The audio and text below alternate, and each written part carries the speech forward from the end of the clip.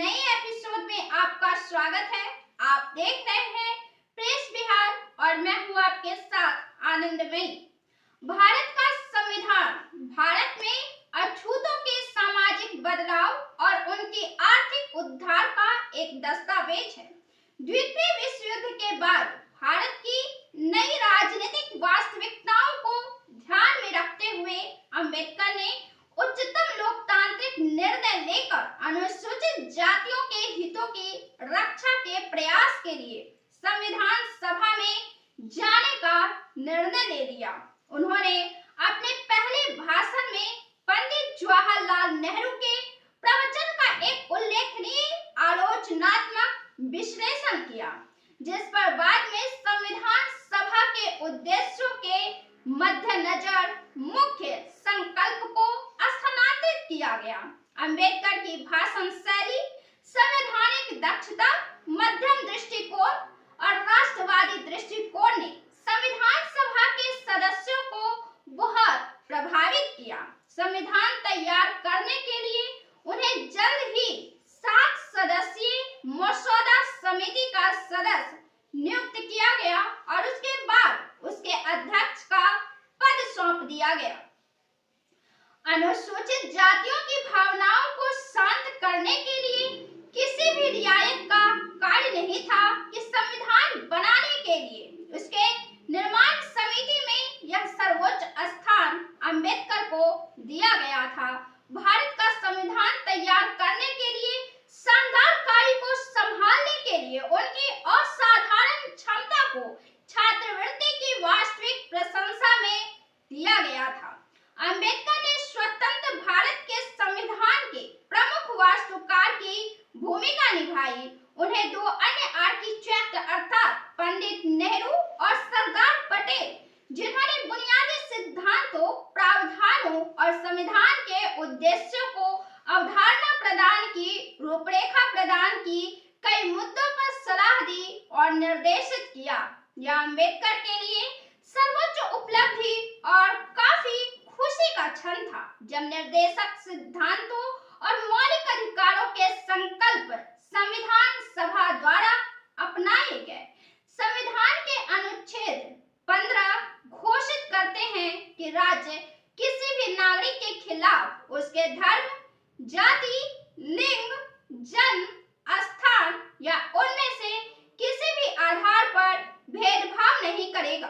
अनुच्छेद 21 कहता है, कानून द्वारा स्थापित प्रक्रिया के अनुसार किसी भी व्यक्ति को उसके जीवन से या निजी स्वतंत्रता से वंचित नहीं किया जाएगा। संविधान के अनुच्छेद 17 में भी कहा गया है, अस्पृश्यता को समाप्त कर दिया गया है और किसी भी रूप में यह प्रथा निषिद्ध है। अस्पृश्यता के कारण किसी भी अक्षमता को लागू करना कानून के अनुसार दंडनीय अपराध होगा।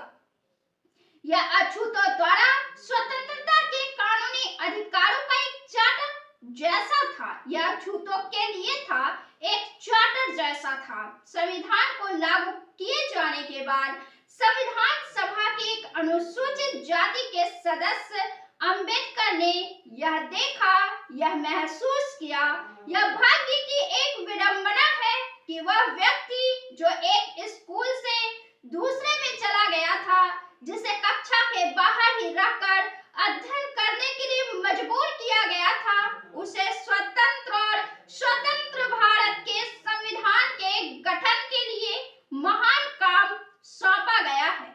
और यह वह है जो आखिरकार अस्पृश्यता की प्रथा को घातक मौत का सामना करना पड़ता है, जहां अस्पृश्यता अपनी दम तोड़ देती है, जिससे वह स्वयं अपने प्रारंभिक दिनों में पीड़ित हुए थे। संविधान के लागू होने के बाद संविधान सभा के सभी सदस्यों ने अंबेडकर की भव्य प्रशंसा की। इसके जवाब में उन्होंने विनम्रता पूर्वक कहा, अनुसूचित जातियों के हितों की रक्षा के अलावे मैं किसी भी बड़ी आकांक्षा के साथ संविधान सभा में नहीं आया हूँ। मेरा तनिक भी विचार नहीं था कि मुझे अधिक जिम्मेदार कार्य करने के लिए बुलाया जाएगा। मैं संविधान सभा और मसौदा समिति के लिए बहुत आभारी हूँ, जिसने मुझ पर बहुत विश्वास किया और मुझे देश सेवा करने का मौका दिया।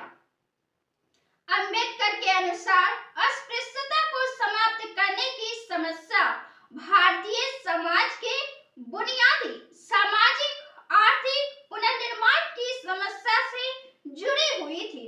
अस्पृश्यता विरोधी आंदोलन भारतीय लोगों के बीच गहरी राष्ट्रीय और मानव चेतना के विकास की अभिव्यक्ति थी। यह भारतीय लोगों के राष्ट्रीय और लोकतांत्रिक आंदोलन का एक अनिवार्य हिस्सा था।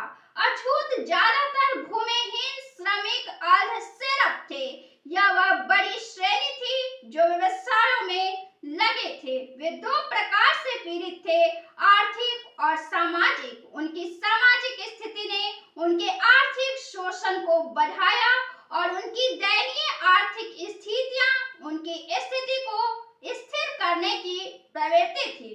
अंबेडकर ने अछूतों के उद्धार और सुधार के लिए कई साधन अपनाए। उन्होंने सभी वर्गों के सभी लोगों के लिए समानता के आधार पर शिक्षा देने के लिए बहिष्कृत हितकारिणी सभा, सिद्धार्थ कॉलेज और मिलिंद कॉलेज जैसे संस्थानों की स्थापना की। आज भी भारत में वंचितों के मानवाधिकारों की रक्षा के लिए ऐसी संस्थाओं और विभिन्न सामाजिक आंदोलनों के माध्यम से जाति रहित समाज के उनके दृष्टिकोण को याद किया जाता है।